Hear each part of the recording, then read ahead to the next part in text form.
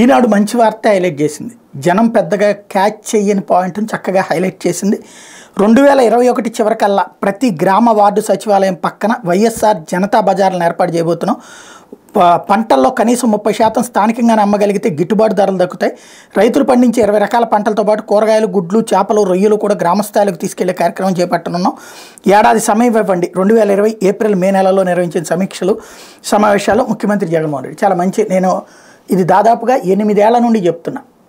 రైతులది ఇదివరకు రైతు బజార్లు పెట్టే కాన్సెప్ట్ మిస్ అయిపోయింది. బెంగళూరు లాంటి చోట్ల అవి సక్సెస్ అయినాయి.